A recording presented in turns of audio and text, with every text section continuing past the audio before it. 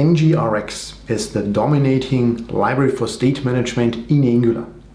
There are actually two of them. There is the Global and the Component Store. And now we even have a third one, which goes under the name Signal Store. Now in this video, I'm going to show you all about the Signal Store and even more important, why you should use it. So hello and welcome. My name is Rainer Hanekamp. I'm a trainer and consultant at Angular Architects. We provide workshops for Angular and of course also for NgRx. So I want to start with a provocative question or maybe even a fact that I think that with signals, we are more likely to use state management as we have done it in the past. I would even say we are forced to do it because we always have this kind of discussions. Do I need to use state management? Is it not enough? Is it over engineering? And I think with signals, it really becomes like, yeah, state management is something we want to use. If we take a look at an existing application which uses state management, then the state is extracted from the components. So it's in a central place. It's not part of the components anymore. And with state management, we have, of course, our state. It's what the name says. And based on those states, we have then also selectors. They will generate this kind of derived state where our components are subscribing to. And when something changes, then the selectors notify the components, and then our framework knows, okay, now it needs to re-render. But the main point with state management is that you have the state management, which is now really kind of telling or deciding when a component should update or should be re-rendered. This is what state management is for me. Now, if we take a look at an application which uses signals, it looks very familiar, very similar to a state management-based application. We might still, of course, have component-based signals where they only live in the component. Yes, but you will also have services which have a signal because this kind of value is required by multiple components, or you have some kind of derived signals which also depend on this value. And in a way, the structure is very similar. So we have, instead of a state, we have now the signal. And when it comes to the selectors, we have our computed, which will then again notify our components, and then the rendering or the DOM update will be executed. And this will be the standard in the future, because if we have the signals component, then it has to be a signal. There is no way around it anymore. Now, the basic or the obvious idea is that state management, a new library more or less, is really built on top of those signals because they have already quite a lot of functionality, which you usually also find in a state management. Selectors are the computed. We have these immutable updates, especially since Angular version 17, and there's reactivity. So I would even go so far, and I would say as long as you have primitive values in your signal. So if the signal is a number or if a string, just go with signals. But as soon as you have object literals, nested objects, or objects with a lot of properties, then you need more than the normal Angular signal will provide you. And this is where the Signal Store comes into the game. Because with the Signal Store, we have those kind of predefined selectors. So if you have an object literal and you say you have a nested objects in there, and you want to have now a nested signal, then this is something which Signal State and also the Signal Store provides out of the box. And you have also a place, because sometimes we also need to add some logic around the signal, and this is then exactly where state management shines. Now, to make it short, the Signal Store is built on the Angular signal itself. The state is a signal, so that's the foundation. And then I would say we have two categories. So I mean, what we see here on this slide, this is already the API. We have a bunch. We have three methods, which I would say utility methods. So we have a patch state, we have the rxMethod, and also the signal state.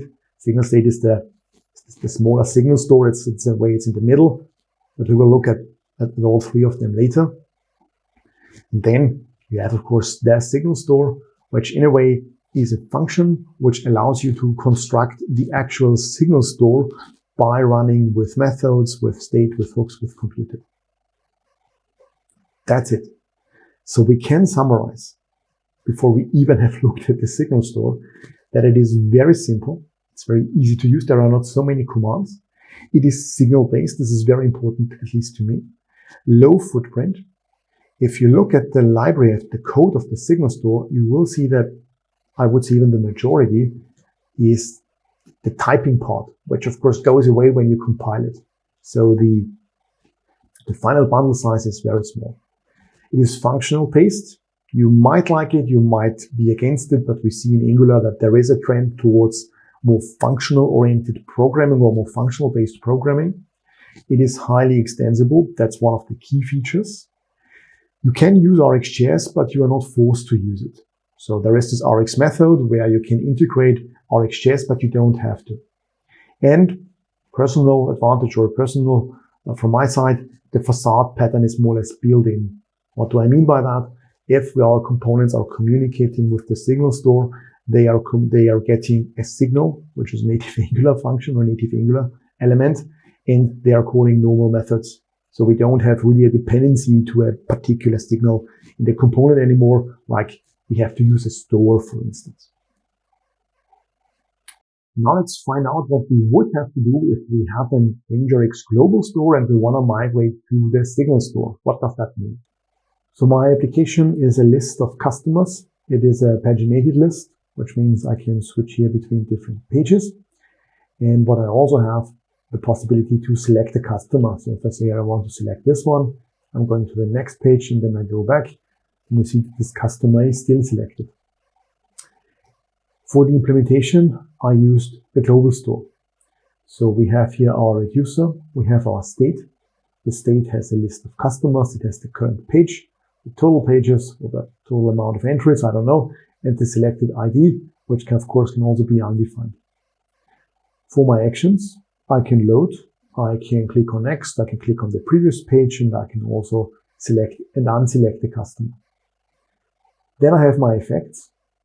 In my effects, I use a customer service, which is responsible for the communication with the backend. In this case, we are loading here together with the switch map. And then we also have our selectors. And there is one very important selector, which is the paged customer. And the paged customer returns a view model. So it is an object literal, which contains the customers for the current page. And the customer also gets an additional property, which is selected. So I want to know if the current customer is selected or not. And then I have here the page and the total. And this is something that I came up with, this kind of facade pattern. I had a video about it, but in the end, to make it short, this service here hides the usage of the NgRx Store from my components. So for my components, it's just, instead of selecting something, it's more or less a property access. And if my components want to trigger an action or want to dispatch an action, they are just calling a little load method. And internally, it's a proxy to the real NgRx. So for the component, if we go here, we see that we have here the load action or the load method actually.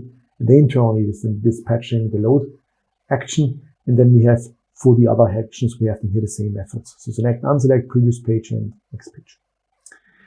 And the same is true for the selectors. So I just select the paged customers as a signal inside of a computed because I want to do here some further changes.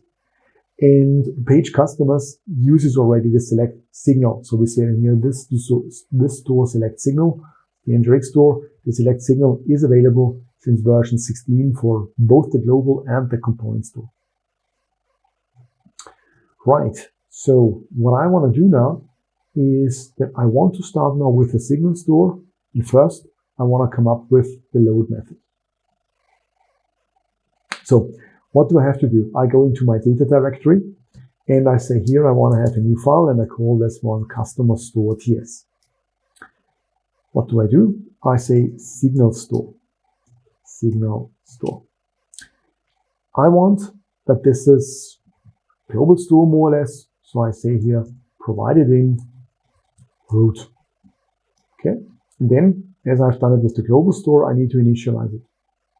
So I have here a special function which is called with state. And I say I'm using the initial state.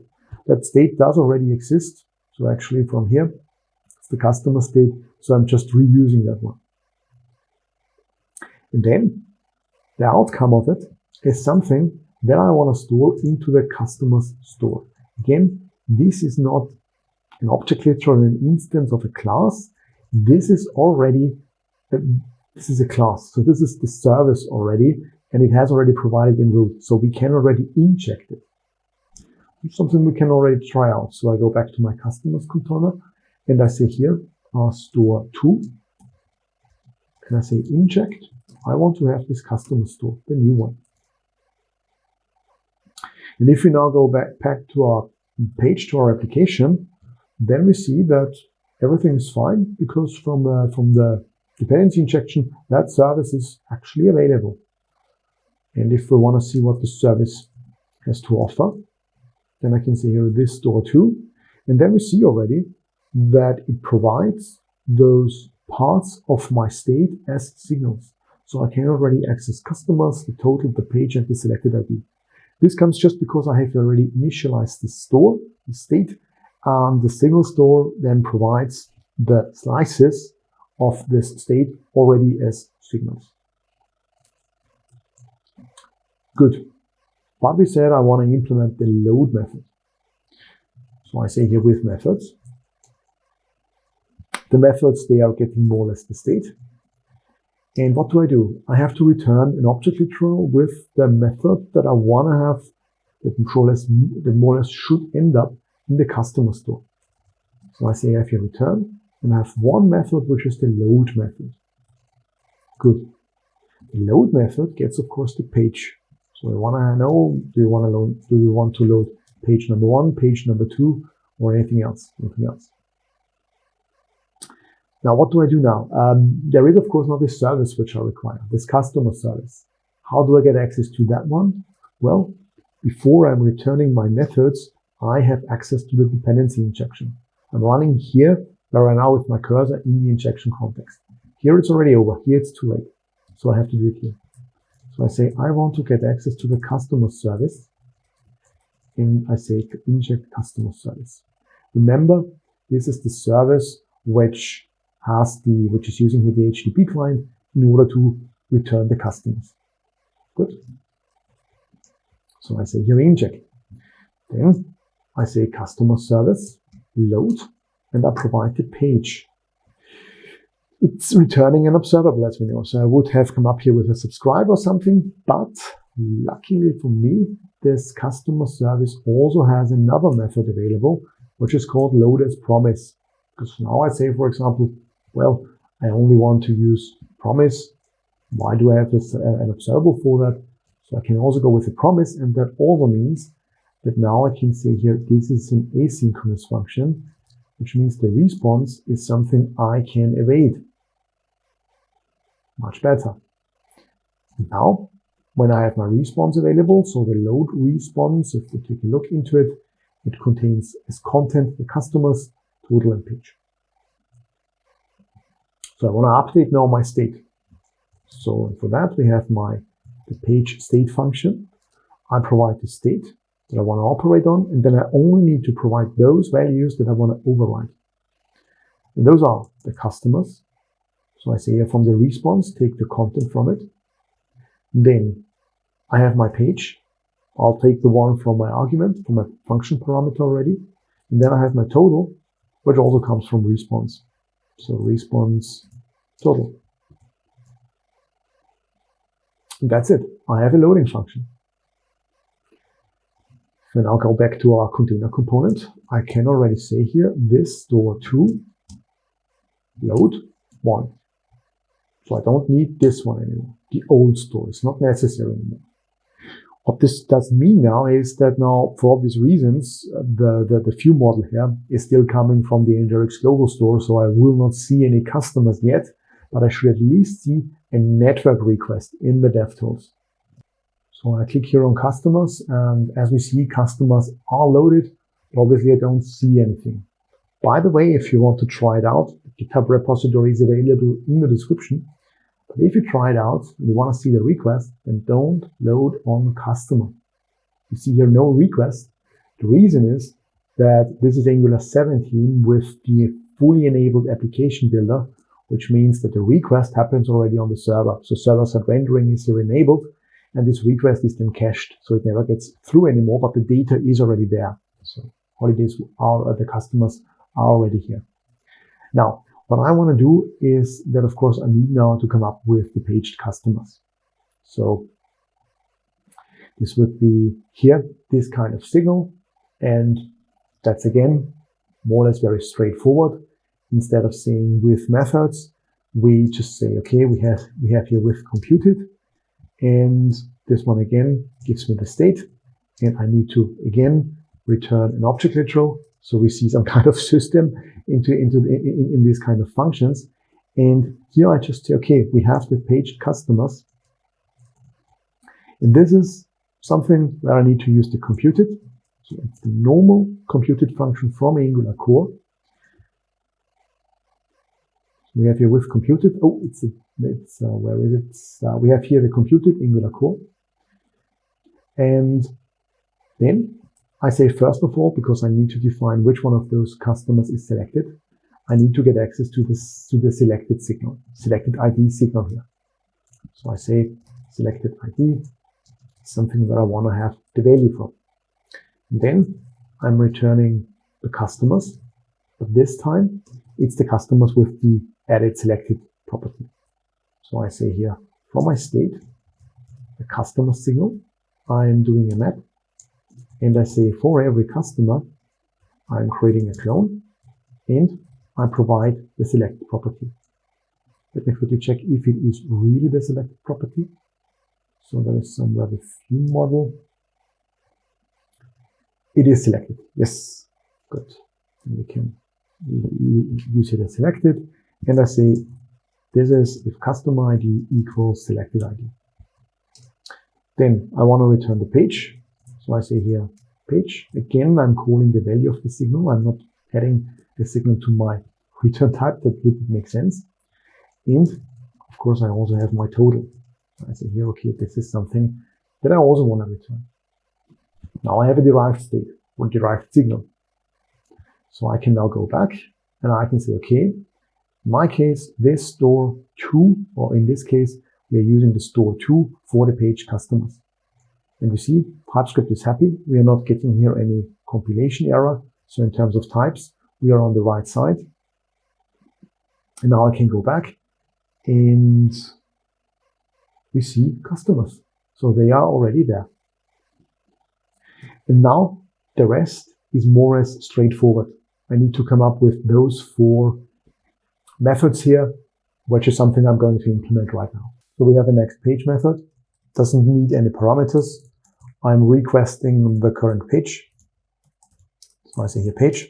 And then obviously I say, well, if from the page perspective, we are larger equals than the current total, then it's not necessary, or we can't go to the next page. So I'm going to return here. And if that's still possible, then I just say, okay, this load page plus 1. And the same I do for the previous page.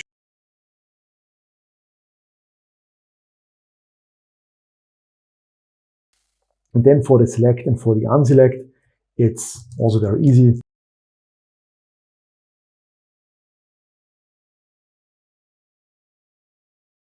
Now we have in 66 lines, we have more or less re-implemented the complete global store.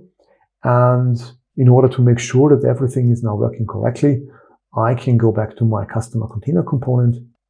And now I can more or less get rid of my customer's repository. I don't need this anymore. And of course, the store 2 becomes now the store. We save. We verify. Oh, this one has to be done. Okay.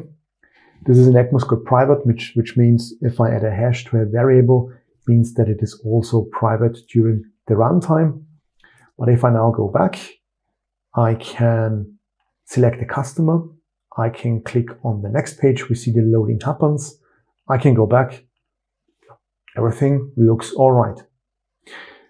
There is now one thing which might be important, because you could now say, okay, about this load method. this was more or less, it is nice that you can use here patch state and together with an await and an async, but it doesn't match the power, the flexibility of the load action that we have in the effect. Because in the effect, we are also handling a use case where, for example, I as a customer, I click multiple times on next or on previous, because the switch map will more or less cancel it. And if I want to, I could also come up here with a debounce time where I say, well, the load should only be triggered if I, as a user, didn't click on next the last 500 seconds or so. I can use your RxJS. This is way more power than what we have here with the normal promise. Right, I agree, because at the moment, if I really say, okay, I'm going a little bit crazy, I click multiple times on this button here, you see what's going to happen. First of all, those kind of endpoints don't really exist. But second, the request is always sent out. So I can't really control this kind of method call as if it would be an event. I am missing RxJS, to put it bluntly. But I have now this utility function, which I can also use outside of the Signal Store, and that's rxMethod. So I will now come up with a new load. So let's call this one, this is the old load. I want to create a new load. And I say, well, this is now something which is generated via the rxMethod. What this generates me is a method which will then, of course, be assigned to load. The only question now is what kind of parameters should this load method have? And here I can here make use of the generic function. I can say, well, it's the page, so we need to have a value of type number. And inside of this rxMethod now, I can come up with a pipe. Now, we usually don't see it like this. Normally, we see the pipe as a method of an observable. But I can also use it like this. And in the pipe, I can use now all my pipe operators, which are then executed whenever the load method is called, and we're getting the page as a parameter. Which means I could actually go and I can say, okay, I want to use this switch map here. That looks very nice. Of course, I need to change now some things. So I need to return here the customer service. This is now this one. And the page is now more or less provided as a value and not as part of an object literal. And in terms of updating now my state, I need to call tab. So in that sense, it's a side effect, but I can also use something which is called tab response. This is a function coming from NgRx operators. This is something which also changed in version 17, that they more or less took some of those common utility functions that are used for all the different stores and placed them into a separate library, which is here NgRx operators. Tab response, if you're using component store, you know this already. It almost looks like a subscription. So it has two parameters, or actually three, where I can also do error handling. So I say here I have my next, looks familiar, and I also have my error, where I could say when an error appears, I just want to call console error. And in my next, I will now update my state. So I say the next gets the load status, the load of the response. So I say, well, that's more or less the response that I get here. And then I can more or less copy the patch state from my old load method to the new one. And page, of course, now comes from the response as well. Okay, so far so good. I can now also get rid of the old load. I don't need it anymore. And we see that my compilation is still working. So how does this function look like? Well, the load is more or less just a function which is now expecting a number, and it works as the old effect in NgRx. So that means the switch map would now really cancel requests if I click multiple times on the next, but I could now also apply some other functionality. For example, I could say I want to use debounce time, because I want to wait a little bit before I really start with the request. So I say here debounce time, and let's just say 1 second. Very slow. Good. So the effect of my debounce time will be if I now click here if I click quickly enough on the next button, we will not see any request. So let me do this. Click, click, click, click, click, click, click, click, click, click, click, click, click, click. In the middle, it took me longer than a second. There we more or less saw then here the request. But this is the debounce time. And now, of course, I can now add further operators if I want to. Because I say, I mean, this click, click, click, click, click is nice. But it's not very user-friendly, because I, as an end user, if I click 3 times on page, or if I click 2 times on page, I would expect that I'm now on page 3 and not on page 2. This is something which we can fix very easily.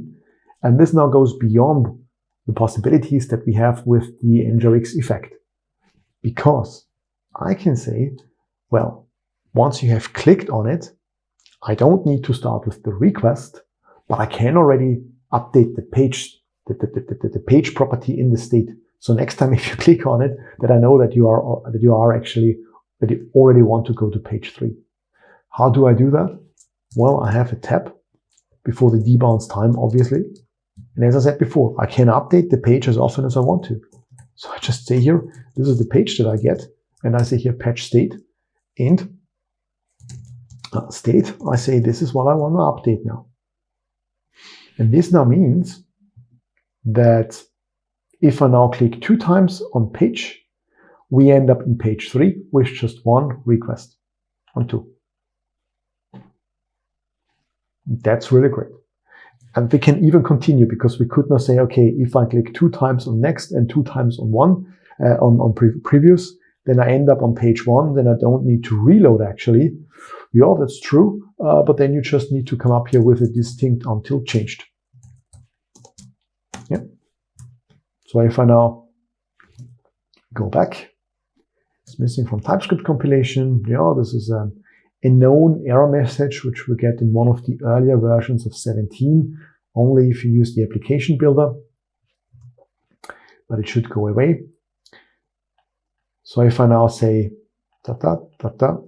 we don't see anything at all, because the distinct until changed made sure and said, hey, look, you were already on page 1. Now you want to go back there. So I'm not letting you through. The switch map here will never be executed. Yeah, and that's it so far. That's the way how you can use the Signal Store. We are not done yet. There is something I want to show you. If we take a look at the store, then we see that it more or less exposes all those slices. So not just page customer, but also customers, page selected ID, and whatever. Maybe I say, no, I don't want that. I want that that my components can only access the paged customers, but not the rest. This is internal state. I don't want to have it exposed. And the same is also true for all those methods. So maybe I say the next page is a method I want to keep for my internal stuff, but I don't want to expose it. We don't really have the chance to do that. And there is also something else. If we, for example, let me go to the next page, I can also update the state outside of it, which was unthinkable with the global store, because there only the users had access or were actually allowed to modify the state. Now everybody can do it. Everybody who has access to the store can run patch state. You can say, okay, this is now store. And whenever you click on next page, I will do a selected ID, or maybe on customer with ID number 1. Which means if I now say, okay, I'm going to click here on next. Okay. Then I go back. And then we see that customer number 1 was actually really selected. And these are things where I would say from an architectural perspective for larger applications, where we really want to have this kind of encapsulation in place, that's not very good. But we can also implement the state in a different way. If you remember, I said that there is also another function which is called the signal state. Let's take a look at that. So we have here, I do this in the same file, and I say I have my customer's state, and I call this signal state. So it's also a function from NgRx Signal Store. And I provide here my initial state again. Initial state. This now, the customer state now, is more or less very similar to what we have with the Signal Store, because it has, first of all, when we click here on customer, it has more or less also nested signals.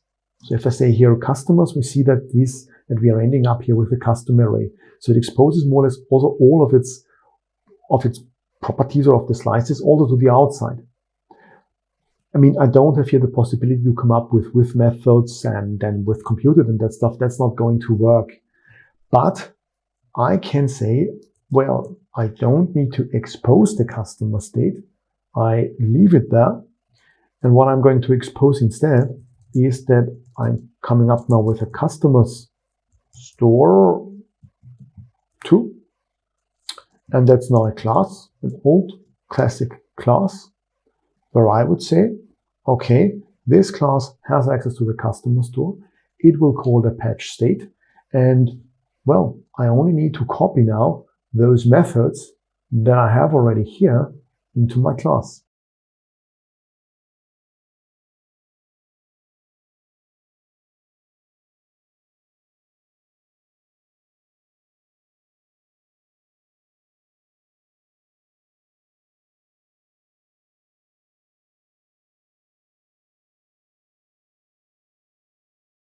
There was not so much work necessary. Of course, a little bit with the syntax. It's always a little bit of a game. But in the end, we have here now a full class where we can very easily say,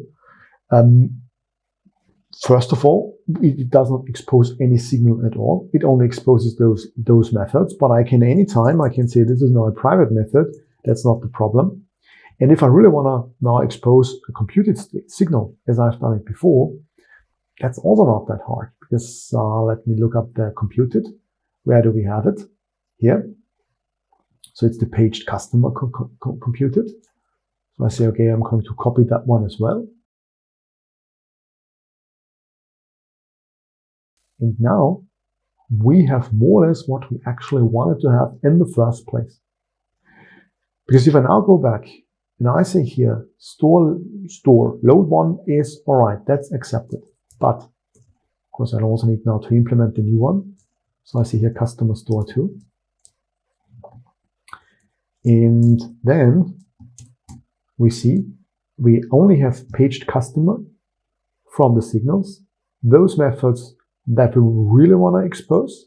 And the nice thing is, when we want to patch it, it doesn't work anymore, because the patch state says this is not a signal store. It's not a class generated by a signal store. It's also not a signal state. It's a normal class, and I can't update the state there. So the state now is fully protected from the outside. And we also have to say, in terms of lines of code, more or less the same. Which brings up the question, why did I now spend so much time in kind of using the with methods with state when we could very easily have done it with a signal state as well? The main feature is the extensibility of the signal store. The extensibility only works with the signal store and not with the signal state. And trust me, you wanna really sacrifice the encapsulation, hopefully temporarily. We are in a very early stage in terms of signal store, but temporarily you wanna sacrifice it for those kind of extensibility that you get out of it. Before we take a look at the extensibility, why is actually the signal store not a class? Why was the decision to go with those kind of methods? Because it doesn't really look like the normal Angular way. There are 4 reasons for that. The first one, if it's a class, it's very hard to tree shake it, because all those methods that normally the kind of class would provide will still be there in the final bundle. It's not tree shakeable. But if we say, well, we are never going to use with computed, which is unlikely, but there are also other with functions which I haven't covered, for example, the with hooks, If we never use them, then the function or then this kind of with hooks code will never end up in our JavaScript file. Second, extensibility. It is extremely hard to kind of provide multiple plugins on a class and you want to merge them all together that they can also work more or less together very well. This is not that easy. Another reason is the scalability. So I could very easily come up, say here, I take this function here and put it into separate file. With a class, it's not that easy. Not saying that I can't do it, but it's much easier if you just take here this function and put it somewhere else. And then last but not least, a typing issue. We have here, if you think about it, we can very easily construct our own signal state or store by adding multiple with methods here, especially when we then see the extensibility. And the problem then is that when you have a class, you can't dynamically add properties to a class. That's not really possible. And this is much better if you have these kind of methods that you merge more or less, that you can join together. Then at the very end, you're creating the final class of it. So there are some technical reasons why they didn't go with the class approach and went with that. So what is it about this kind of extensibility? Well, we can say that all this code, the with state, the with methods, and the with computed, more or less always the same, regardless what type of domain we are using. Could be for customer store, could be for booking store, for holiday store, whatever. It's always the same. This is a blueprint. With extensibility, we can now come up with a feature where we can define method, state, and computed, and we can use then this feature for different signal store. And this is exactly what we have to do now. So what I do is that I say, okay, I have a new file. Actually, I've already created one. It's called with paged entities. This is going to be a function. It's called with paged entities. It's a generic function. And we say it will manage something of type entity. And we return now a signal store feature. And what this signal store feature can now contain is all those with methods from the normal signal store. So this means I'm going to just to copy the with methods, the with state, and the with computed. I'm going to paste it in here. And then I just have to fix a few things. First one is about the initial state. Because when we are managing entities, it shouldn't be a customer property anymore. So we need to come up now with a real interface where we say, okay, we have a paged entity state. It has entities, so it's more or less the same what we have with the customer state, but I don't want to call it customers anymore, but entities. This is, of course, also of type entity. And I say here, well, that's an entity array that we have here. What else do we have? We have our page, which is of type number. We have our total, again, number. And then we have selected ID, which is of type number, or it's an undefined. And for my initial state, I now say, okay, that's more or less for with paged entity state of type entity. And then I need to provide, of course, on my own. So I say here the entities are more or less empty array, but of course of type entity array. Then I say, well, page is 0, same is true for total is also 0, and selected ID by default is undefined. So what is the problem here? That's a typo. All right. With state done. What's it with the with methods? Well, with the with methods, we have here a problem because we have here still customers there. So I say, okay, it's not called customers, but we want to patch state our entities. And of course, I'm getting another error because now it's telling me, hey, look, those entities that you want to set, that is not the same type that you have in your response content. That one is still returning you a customers array. We can fix it. I just say, okay, just is good.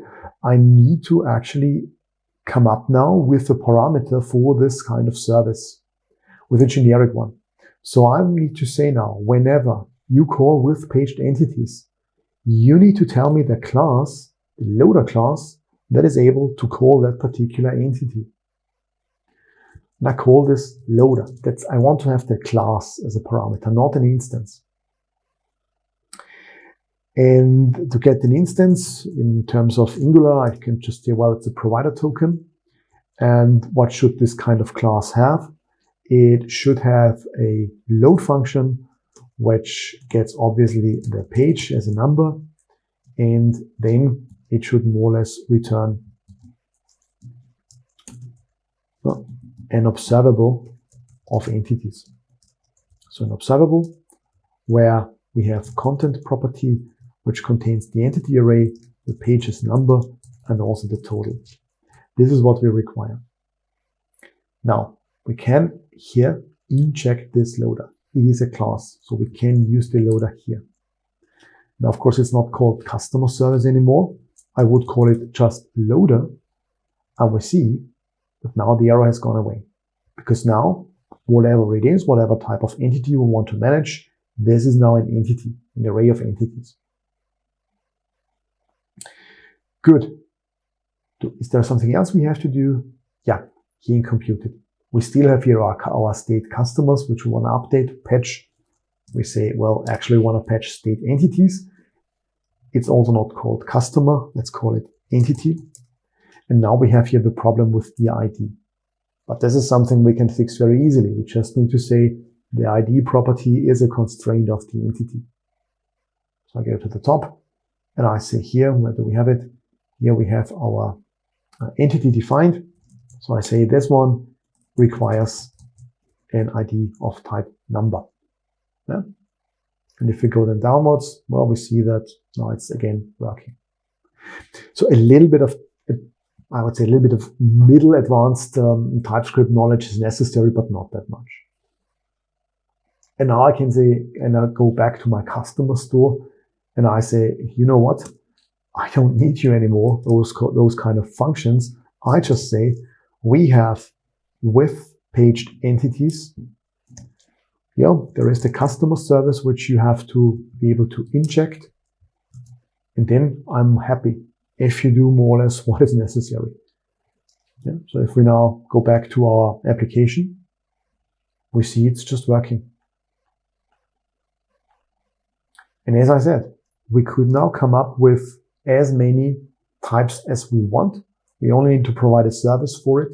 Of course, we don't have to do a service. It could also be a fetch function or whatever. But this is this kind of extensibility. And of course, it goes on because we could now also use functions of this with paged entities here. What I didn't show you before, there is another function which is called with hooks.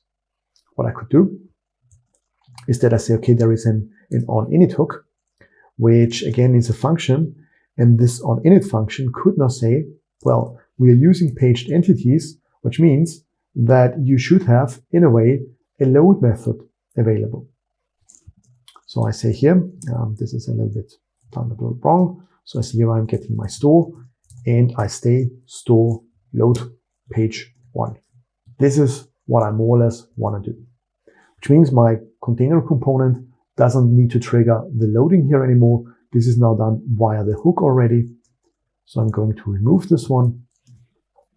And then if I go back to my application, we see that everything is hopefully working as it was.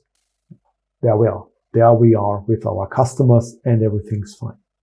But that's not all of it. I can also come up with further extensions. For example, I've generated here a with local storage sync. It has an empty state because it's more or less syncing to local storage and provides a method to refetch again. So we have here a save to local storage, which takes the current state, all the values from the signal and serializes or stores them into the local storage. And then I have here my load from local storage function also. Of course, I also need to take care if we are doing server-side rendering, then maybe I don't want to do it.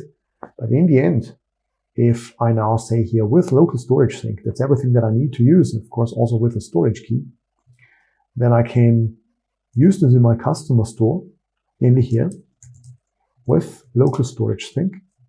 I say I want to sync my customers. So of course I also need to come up somewhere with a button now. in my component, I could now very easily say, well, let's say here's a button, mark raised button, and it says sync to local storage. And of course, I also have a click event where I say sync. So let's create a method. Well, and then just say, okay, this store, what is the method of it? Save to local storage. Done. And inside of my entities, I could do it inside of my hooks. I could again now say, okay, can I maybe before I load something, I want to check if actually something is in my local storage. So I could say, okay, if store, let's try it out, load from local storage. In this case, it will return me a false if local storage has nothing in it or if we are on the server. But I say, okay, if that's the case, then I can already return. And if it's not the case, then just go and load the first page. Which means now, if we wait for it to reload, then if we go, for example, to page number 2, then I click here on sync to local storage. I go into my application. We have here our customers. They are already there. Let's remove them. Let's click again.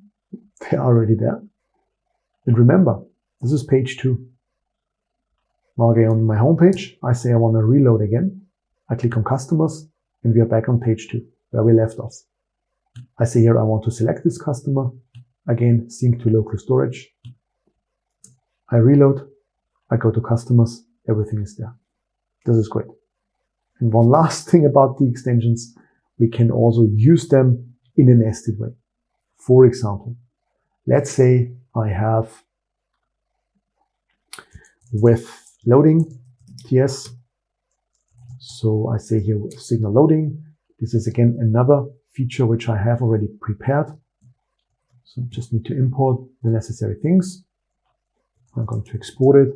So what I have here is that I just add a new property to my state, which is called is loading. And then more or less I can call set loading with true or false. Very, very simple. But it's more or less, I just want to show you what you can do with it, because you don't need to use this with loading in your signal store. So sorry, where do we have it? In your customer store here. So you don't need to come up here with that one as well. You can also use it in one of your signal store features. So I could say, okay, well, this with paged entities, instead of only using with state with methods, it could also say with loading, because this is something that the feature that it not depends on. And then this would mean that now we can say when we are loading something, we are updating our state. So I have here maybe before the switch map, I say, okay, I now want to call from my states, because now it's not the state, but I have here now my set loading function, which comes from my with loading. So I set this one to true, and I set this one once I'm done to false. And if I want to, my component can now make use of this information again. So I can say here, okay, I have somewhere something with loading. So let's say if, so I say here is loading is coming from my store is loading, right? And here I say is loading, and then loading dot dot dot dot. And if I now go back and if I throttle my network a little bit, so if I say, yeah, well, it's a slow 3G, and if I click now on the button, let me quickly do this in a different way. Let's do it here, that we really can see the loading. Now, if I click on it, then we see the loading here is shown. And once we have the data, it's going to vanish again. So this kind of extensibility is something which is so powerful, because just think of it, what you can do with it, and also how easy it is. The Signal Store actually comes already with an with entities function on its own.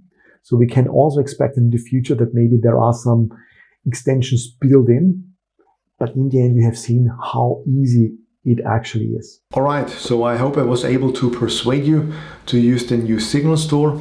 If you're interested in more, we provide 2 workshops on that topic. Signal Store is part of the Enterprise workshop, and there is also a specialized NgRx Advanced workshop. So if you have any questions, any feedback, then please add them to the comments below. And I have 2 questions for you. So what is your take on state management library and signals? Do you say, yes, with signals we really require in our state management library, or do you say it's actually the opposite? Signals provide everything we need. And for those of you who are already using a state management library, what do you think about the Signal Store? Do you say that's perfect? Or do you see some features which might be missing? Other than that, I would say thank you very much for watching. If you haven't subscribed to my channel so far, then please do it. Also give this video a like. And yeah, see you soon and goodbye.